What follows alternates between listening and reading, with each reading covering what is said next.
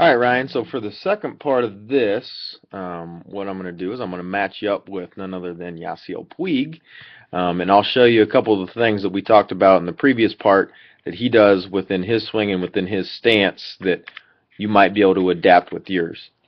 So the first part being, if we're looking at his foot, this is an easy fix too. We're looking at that foot. Look at where it's pointed. We're looking straight from the side, just like in you. So his hands, or I'm sorry, his feet are both pointed in the same direction, toes pointed in the same direction. Boom. Okay, so that's the easier fix, and so it allows for our legs to work in a more efficient fashion. Now, the second part of this, when we look at his hands, okay, so he doesn't take a real big stride either, and I think you'll see this, but he does a good job of getting his hands back. But look at where his hands are starting. So if we draw a line down from his knob to the ground, okay, it's right outside of his back knee. That's where it starts. Now if we do it from yours, where are we at? Okay, we're right in the middle of our body, which is fine. Okay, some people can do that, and like we talked about, it's either moving your hands back or widening out that stride as you go. For me, it'd be easier if you move your hands back like Yasiel Puig does. Okay, and that's a big adjustment, and we're talking about 6 inches or so that we're being able to and getting our hands back to. So that's a big adjustment, and you aren't probably going to be able to do it all at once. So if you want to kind of take it in increments, that'd probably be the best idea. Okay, so now let's look then at post stride. I'll let you get to this point. Okay, so, and like I was talking about earlier, so if we get to this post stride right here, and let's go ahead and look at yours when you get your heel down. Okay, now a couple things. What are we seeing? First off, look at where his hands are once again. Okay, so hands are here, hands are here. And if we're able to draw that line down from the knob to the ground, it's probably right there, right outside of his back foot.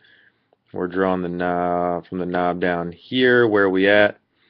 We are right inside of the front foot. Okay, so we talked about that back elbow. Can we see your back elbow? Yep. Can we see his? A little, but it's because it's below his hands. Okay. We never want to see the hand back here behind. Okay. Never want to see it back here behind. When we do get it back there, I talked about that's a push. With his, he's in a pretty good position to whip the barrel through. Okay.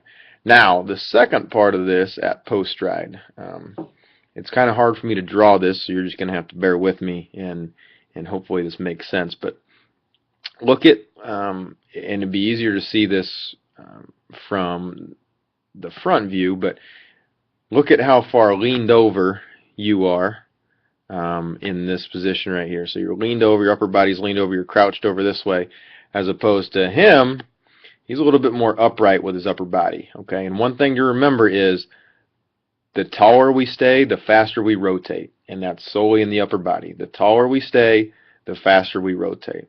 Okay, so as we get too far down here and we're pinched over and hunched over, we're going to have a hard time really spinning and moving at the rate that we could. So that's the first thing, or the second thing, I guess, in that position that we're looking for. So if we fast forward this a little bit, okay, it's a little tough to see, but we're talking about that connection that I talked about with you in the previous one. All this stuff, the back elbow and the hands reaching the back hip at the same time. We go through yours, and don't quite get there, okay? We aren't quite connected. Back elbow is a little bit behind our hands, and that's what we talked about. It all comes back to the very beginning. But what I want you to remember, now, it will get better with having the connection as you become in a better stance with your hands back a little bit further. But I gave you guys a drill. It was the rhythm and connection drill, and if you go back, hopefully you still have that one. If not, I'm going to email them all to you guys at the end, but that's a great drill to work on this connection piece that we're talking about. Okay, so go back and look at that drill, implement that into what you're doing as a hitter into your everyday routine, and you should be able to get better with it.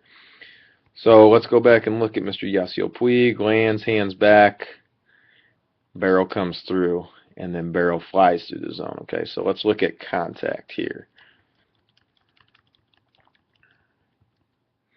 Okay, so one thing that you'll notice too with how narrow your feet do get, if we're looking, and it's a little tough to tell, but if you were paying attention from the previous part, which way are we pushing with this back leg, right? It's going this way as opposed to with Yasiel Puig, this back knee and back foot are going this way.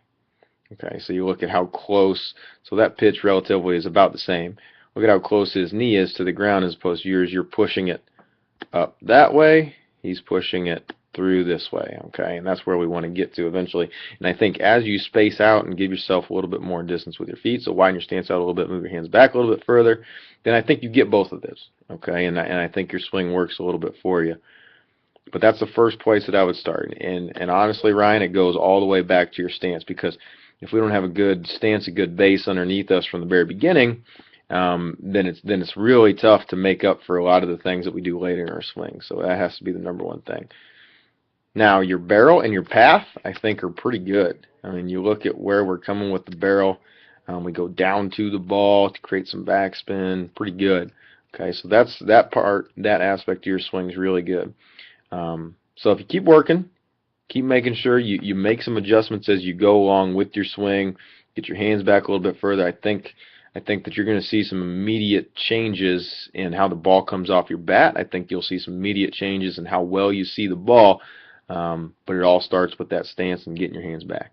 So Ryan, if you've got any questions for me, go ahead and shoot me over an email or come and talk to me, call me, text me, whatever it is, and I'd be more than happy to talk to you about what I was talking about in this video. But hopefully you enjoyed this. If you got any more questions, let me know.